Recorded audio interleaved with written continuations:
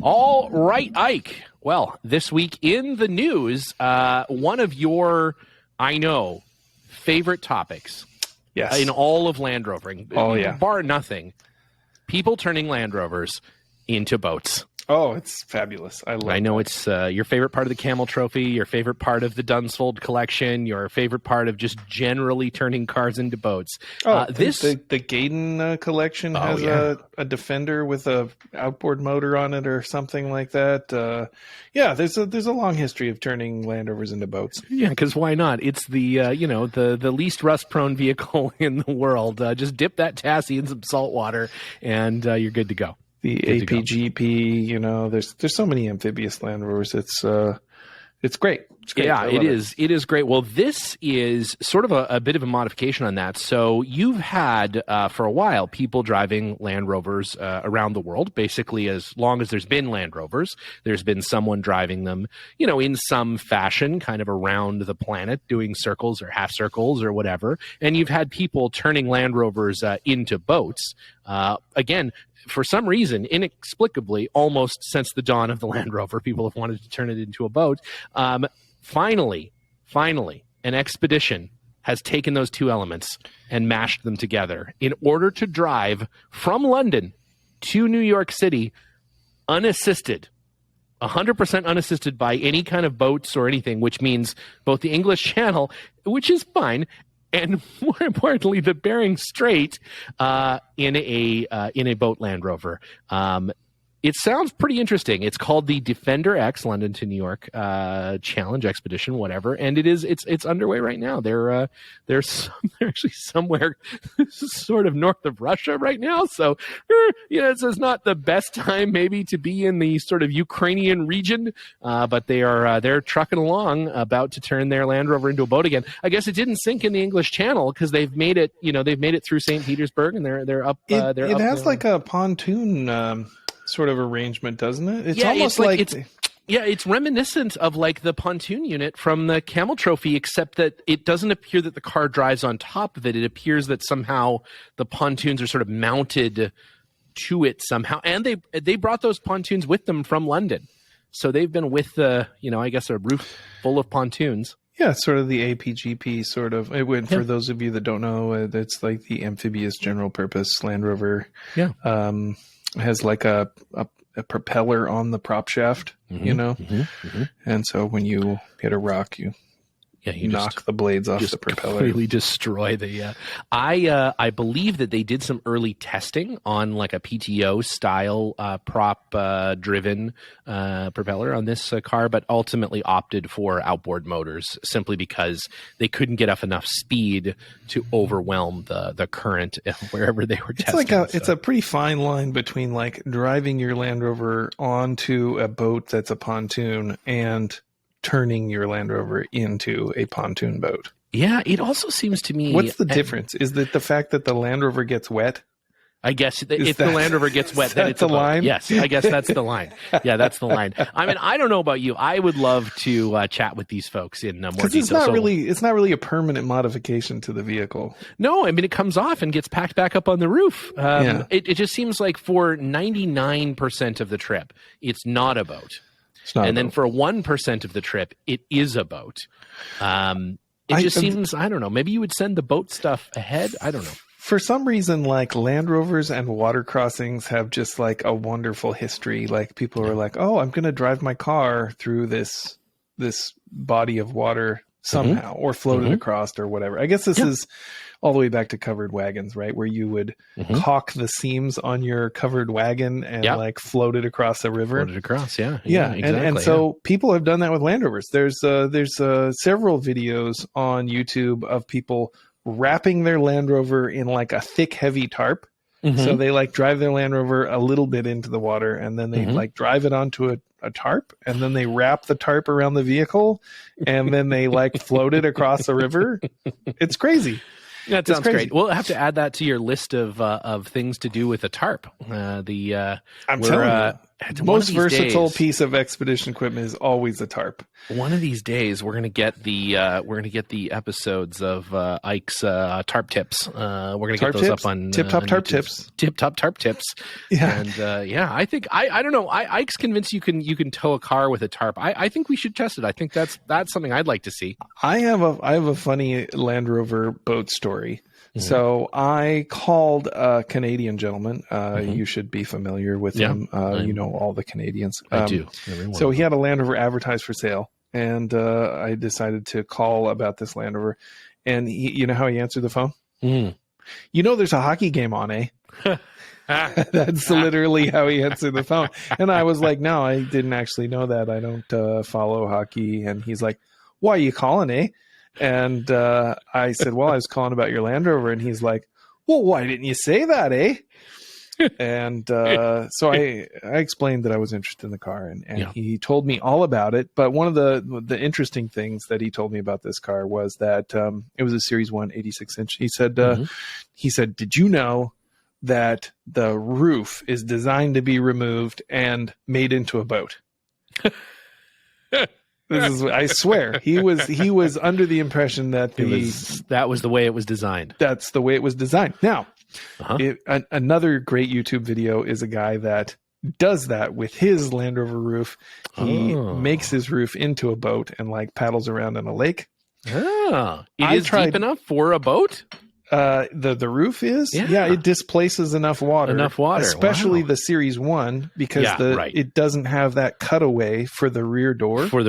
Right? It's straight across, so it can be made to float. So now, for that same reason, the Santana tops would be better for if you wanted a later series roof boat. Yes, then you would want to trend towards the Santana. They even had fiberglass ones. Oh, that's true. Yeah. So if you wanted a boat or a sweet toboggan, either one. Yeah, either one. But now I tried to explain to this gentleman that the roof didn't really do a good job of keeping rain out, and so probably wouldn't make a good boat. But he swore to me that he had seen it in a book somewhere. It's all well and fine until somebody opens one of the tropical roof vents, and then glug glug glug. That's it. That was the last time I ever saw that guy.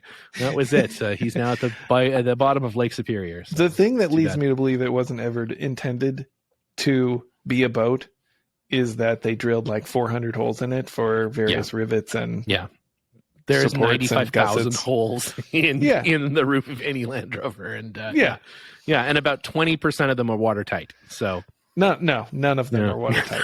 None of them are watertight. You get maybe 20% from the factory. The tropical roof, I'm convinced that the tropical roof was just a last ditch effort to further keep water out. They just drilled more holes in that. It's like, how can a vehicle with two roofs on top of it not still keep water out? So much water inside. No, it's true. It's impossible. It is. It's one of those charming things about. I often, before I just threw out the roof, the fiberglass roof for my Defender for the 90. I really did think about taking it tobogganing, because it does seem like the ultimate like 3-man wide toboggan. I think it would have been great, but no, those things disintegrate like on their own, just driving down the road. Those fiberglass hardtops, terrible. Fantastic, really top quality. You want a fiberglass shard all the way up your keister? Just goes right through you into the next guy. Really. No, it's great, but you get some great speed. Until you hit any kind of a bump, and then it just explodes into a billion pieces. So it was worth it, though. It was worth it. 5 minutes of ecstasy. So I could new segment, ongoing segment, maybe the theme of the entire show. I don't know. We wanted to talk a little bit today about Rover history. Yeah, not Land Rover history, but the history that predates the Land Rover, in that I think most people know the Land Rover was a product of the Rover company. That's true. Yeah, no, the Rover company obviously predates the Land Rover brand, and they made a lot of things before they made 4-wheel drive vehicles, and they made cars. A lot of people know they made cars, but really, what initially made them famous was bicycles. Yeah, the bicycles. They have one at the British Motor Heritage Museum. It's very cool. They do, and I would very much like to be the owner of a Rover bicycle. So if any of our listeners have a line on a Rover bicycle, we want to hear about it. But for sure. Yeah, Mr. Starkley, who founded the Rover company, he designed the most and earliest commercially successful safety bicycle. And for those of you that aren't familiar with old bikes, the really old bicycles were called bone shakers or penny farthings, and they had a huge wheel in the front and a tiny little wheel in the back. And that's because they had no gears. So as a 1-to-1 ratio, you turned the pedal, and for every revolution, the wheel turned. And was it even possible to ride up a hill with one of those things? Yeah, but not a very big hill. Yeah. You had to be super, super strong, and they were really dangerous because you were sitting like 5 feet off the ground. So your head was like 10 feet off the ground or whatever. And if you fell off, you were liable to get really, really badly you're going hurt. to die. You're going to die. Helmets didn't exist at that point. And you were sitting over the front axle. So if you hit something, you're liable to go over the handlebars, which is, it's a big fall. How many of those bikes does Linus own? All of them. Yeah. Yeah, I feel like he's on one right now. I'm waiting for him to roll by the window behind you. He probably is. So this guy Starkley came along, and he was a little bit of a weenie. So he didn't want to take these big risks and ride these big high wheel bicycles. So he designed huge into head injuries. Wasn't huge into head injuries. I don't know why, but at any rate, he designed this bicycle called the Rover Safety Bicycle, and had more evenly sized wheels. You can look at some pictures of them online. They're slightly different, but they're much more similar in size than the penny farthing bicycles that preceded them. So you had a chain drive, and so you could have a slower pace to your pedaling, and the vehicle's speed or the bicycle's speed wasn't wholly dependent on the size of the wheel. Right. Because you had some gear ratio there. And was that the first time that there was like a chain-driven geared bicycle? Like, had anything ever predated that? There is a relatively obscure high-wheel bicycle called a Kangaroo. And the Kangaroo, you still sat over the front wheel. It still had a very large wheel in the front and a smaller rear wheel, but it's kind of that intermediate step between the safety bicycle and the high wheel bicycle. And the Kangaroos did have gears, and they tried to bring the overall height of the bicycle down by doing that, but they didn't really have a widespread adoption. They were pretty expensive. Yeah. But if you look up like a Kangaroo high wheel bicycle or something like that, you can see those bikes, and they're pretty interesting. They're kind of like the missing link. But that time period where those existed was so short. So they were making penny farthings, and then the safety bicycle came out, and those Kangaroos were just for a blip in time, they didn't last very long. So the Rover, the Beta Max of bicycles. Yeah. So the Rover bicycle took off, and the Starkley company made the Rover safety bicycle, and it's so popular that they kind of turned that into the Rover company. And the Rover company, right about the turn of the century, decided that they were going to make motorcycles.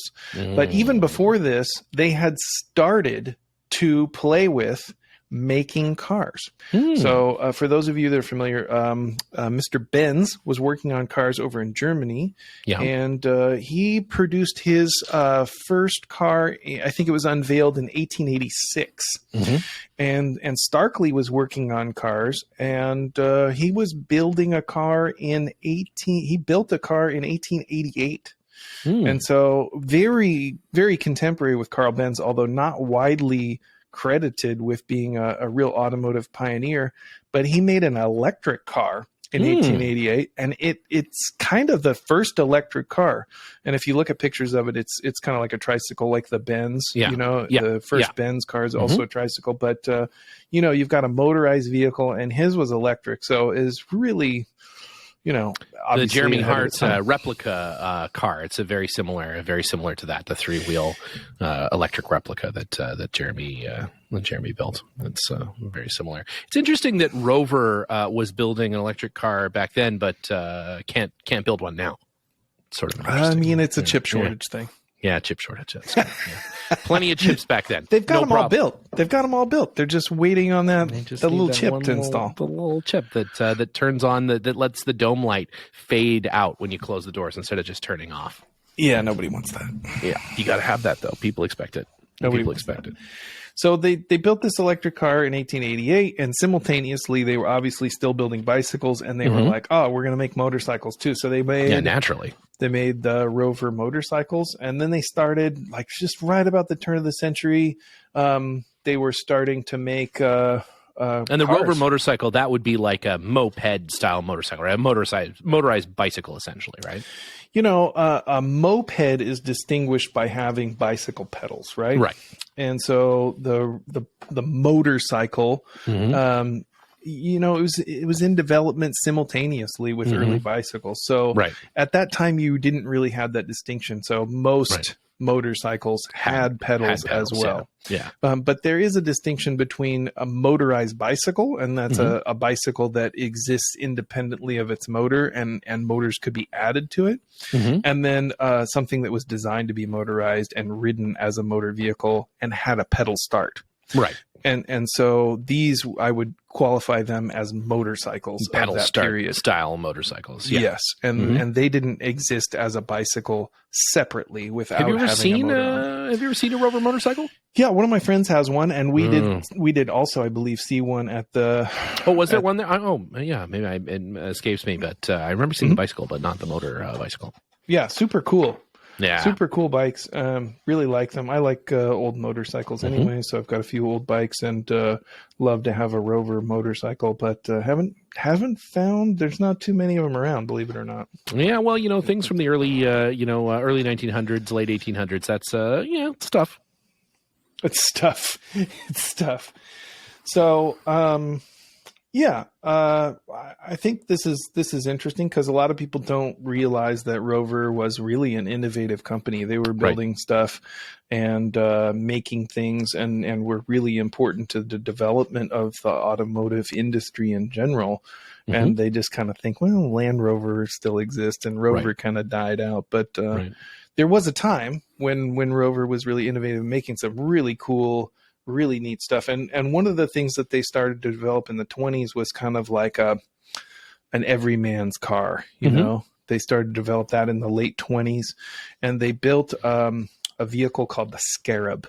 For those of you that are familiar with Volkswagens, they were kind of getting that idea in Germany a little bit after this. You know, they were trying to do a people's car, and so amongst other things. Yeah, amongst other things. So, but they looked at the Rover Company Scarab, and the Rover Company Scarab is a really interesting car because it kind of embodies a lot of these future-looking elements. It has a rear engine, and it's air-cooled. It has an independent suspension, has 4 seats. It's very similar in concept to what we would think of as the Beetle. And if you look at it, if you look at it, it looks very much like a Beetle. And the rumor or the legend is that Ferdinand Porsche either came over and looked at this car or sent engineers to come check it out. And a lot of those ideas were incorporated into the Volkswagen. I don't know if he sent that guy with the black coat and the black priest hat from Indiana Jones over to take a look at it. With the that's glasses. true. The guy whose face melts at the end of the film. That's actually why that happened. Yeah. He looked at the Scarab and his face melted. Yeah. It's No, it makes sense. Well, speaking of Land Rover being or the Rover Company being the impetus of so many amazing innovations, Land Rover is also the impetus for many imitation Land Rovers. Wait. We're not done with the Rover story. Are we done with the Rover story? We're done with the Rover story for this week. Okay, we should do another installment. join us next week for the next installment. But that brings us up to the 20s. Maybe. We're going to keep coming back to the pre Land Rover story, because I think it's an interesting, it's one of those interesting things you can talk about at your Land Rover dinner parties, or you can win a pen or a T-shirt at the next Land Rover event that you're at. But speaking of great innovations from the Land Rover company, some of the greatest ones are, of course, innovations that aren't innovations, but in fact, imitations. And so this week's installment of imitation is the sincerest form of flattery. Our imitation Land Rover is one of my favorites, New Zealand's own Skoda Trekka, the tiny, nonsensical sheepmobile that looks an awful lot like a Series 1 Land Rover. Oh man, the Skoda Trekka is definitely a copy of a Land Rover. If you look at it, you're like, oh, you might mistake it for a Land Rover if you didn't see it closely or look at it closely. Mm-hmm. It's a little bit smaller than a Land Rover. It's a little bit narrower than a Land Rover. Has a little bit smaller. It's a little bit shittier in every way. That the Skoda Trekka. Now, it has a It has a distinction of being the only vehicle to ever be designed and manufactured in New Zealand. Right. But was it really designed in New Zealand, or did somebody just own a Land Rover in New Zealand? I mean, it looks like a Land Rover, but underneath it's way shittier. It's got like a 1 liter engine or 1.2 liter engine, really small, little tiny engine. And it's only 2-wheel drive. Oh, interesting. Yeah. And it's like a cartoon Land Rover. It's reminiscent of the Shaun the Sheep Land Rover a little bit. It's got kind of Shaun the Sheep Land Rover proportions, which makes sense because a sheep may have had a hand in designing the Skoda Trekka. It's certainly one of my favorite named Land Rovers so far as it's cute. It's cute. It came in some cute little colors. They only made it, I think, from the late 60s into the early 70s. And it's very much of that period, and it has a dashboard with the dials are in front of the driver instead of in the center. Yeah. So it's a little bit more advanced in that way. Did they ever make a left-hand drive? It almost looks as though the dash would allow for a left-hand drive, and that there's a cutout that looks to be about the same shape. Again, like the Jimny, where either side doesn't matter. It might have been an ambitious design feature. They were like, yeah, if this takes off, we could make a left-hand drive version. Export it to the United States. Never happened. Unfortunately. Never happened. It does have a side-mounted spare tire, which I think is interesting, that, hanging the spare tire essentially above the rear passenger wheel is sort of an interesting idea. I mean, you don't have to go very far to get it, but it just seems as though it would make the turning design, on that side. That design feature is borrowed from the Jeep. The Jeep has this rear side mounted spare tire. Right. And so But it is recessed in the Jeep, in the tub. No, it isn't. It is not it was recessed punched into the side of the tub. No. You're mistaken. Wrong. I don't think that's a great design. I don't think that's a great design. It makes the vehicle wider. You're likely to catch it on something. Yeah, it's not ideal. But I don't know. I think that started with the CJ5. Yeah. CJ5. But you can put the tire inside behind the bulkhead just like you can on a Land Rover. You can do many things about the car. You can do just like the Land Rover. I don't think you put the tire. I think you put the tire on the hood though, because I don't think the hood would support the weight of a tire. Probably not. The Land Rover hood barely does. At any rate, you can remove the top. They had a soft top, a hard top, and a pickup cab. Oh, nice. Pickup cab, so Skoda Trekka. You need a Skoda Trekka pickup. And if you're a 5-year-old, you could use the roof as a boat. That's a popular option. The entire car converts into a boat. You just flip it upside down and put it in the water. I don't think this one would make a boat. I don't think so. I mean, somebody I'm sure has tried. It's an island. I'm sure there's been somebody who's tried to sail their Skoda Trekka to Australia or something. That's probably true. Yeah. Probably true. The engine is so small. It is ridiculous. It's swimming in the engine compartment. And it's Did it come in any color but like the sandy beige color? I think it came in sort of a sickly puce. Oh, yeah. And sort nice. Of a military drab green kind of color. I've seen that one.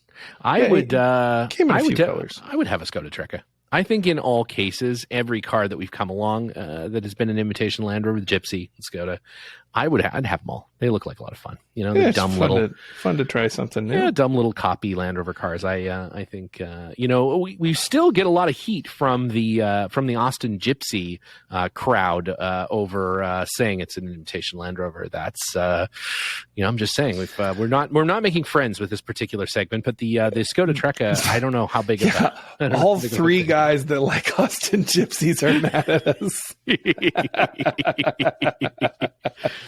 Someone posted a picture of an Austin Gypsy towing a Series 1 out of a bog or something. And I said, there's no way to prove that Series 1 is just pulling that Austin Gypsy into the bog.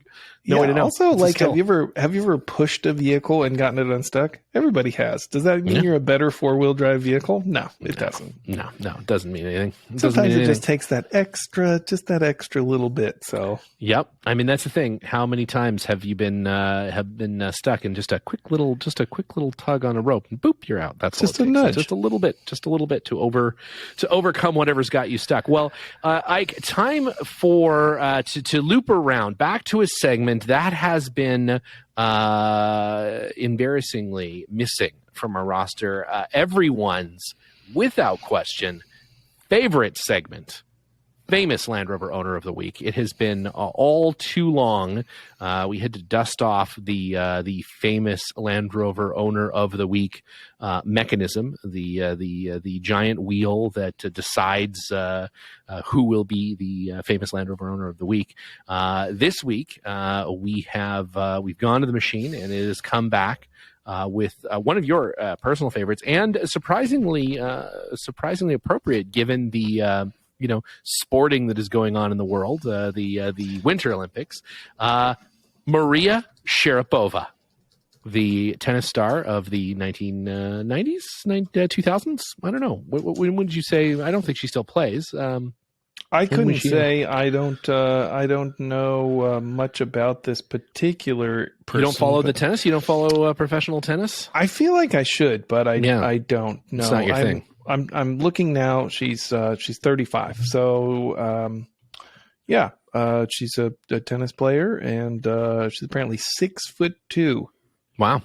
6'2" tennis player, Maria Sharapova. So Maria Sharapova was the Land Rover sort of spokesperson, if you will. They usually like to pick a sporty someone or another. I think, they've had Bear Grylls. They've had all kinds of different people over the years. Lindsey Vonn is one of those spokespeople right now. I think they call them ambassadors now.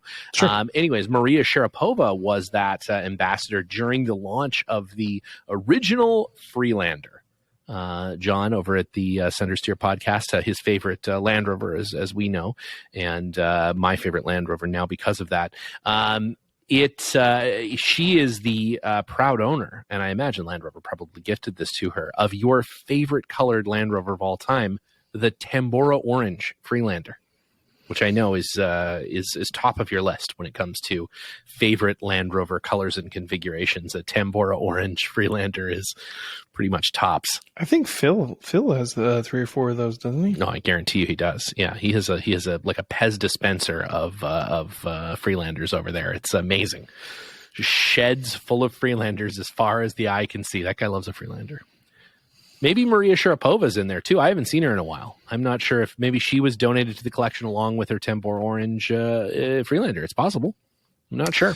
Yeah, couldn't say. I didn't know what kind of Land Rover that she had, but yeah, she also later was the sort of ambassador around the Discovery 3 LR3 sort of time period. So had a silver Discovery 3 in LR3 as well. So there you go. Maria Sharapova is a huge Land Rover fan, I assume, because Land Rover has paid her to be one. And,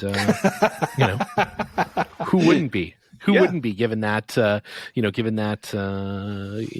But yeah, so anyways, I think there's there's always room for more famous Land Rover owners of the week. If anyone has a famous Land Rover owner of the week that they would like us to do the truly exhaustive research, and I think you can tell by our Maria Sharapova segment here that it is exactly that, exhaustive research on the background of these Land Rover owners, let us know. Drop us hit us on Instagram if you can drop into our DMs on the old Insta and let us know. Send us a TikTok. Do you send on TikTok? I'm not sure how it works. Liza deals with the TikTok, so I don't know. But send us a TikTok maybe. I don't know.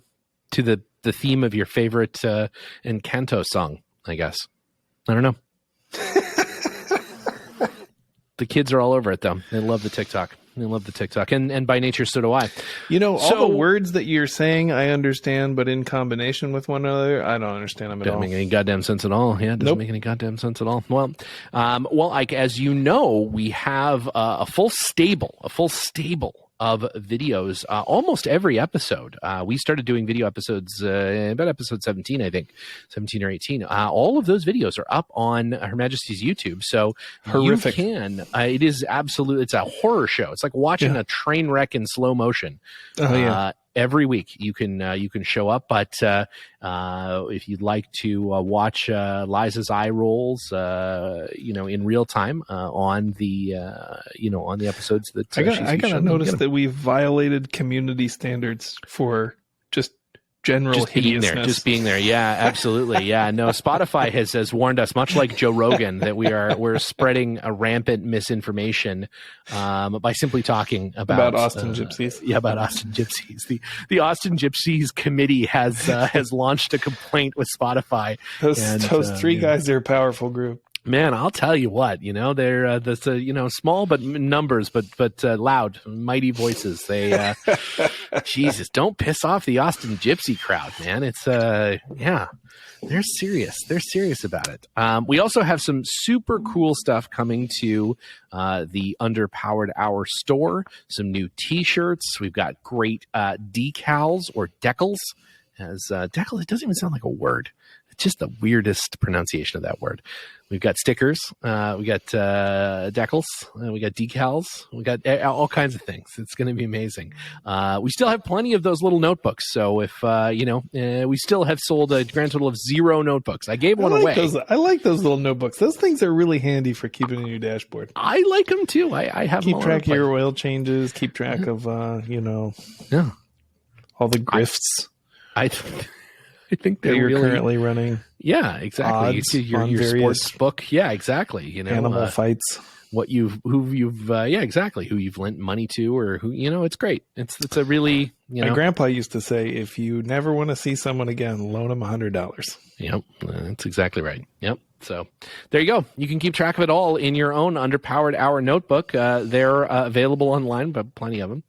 And like I said, lots of fun new stuff coming in the coming weeks. So look out for that. We have have had a run of absolutely spectacular guests. I have to say, from the last few weeks of shows, we have really, we've really outdone ourselves in tricking people into coming onto this show and talking to us. It has really been remarkable. And we've got some fantastic folks coming up on the show in the next few weeks. I am going out to the desert for a Southern California Rover Club event coming up here shortly.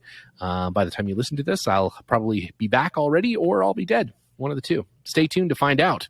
And again, we're heading up to Oregon at some point in the near future to spend some time at Her Majesty's Pangolin 4x4, and we're going to do some content there. We're going to do some shows live.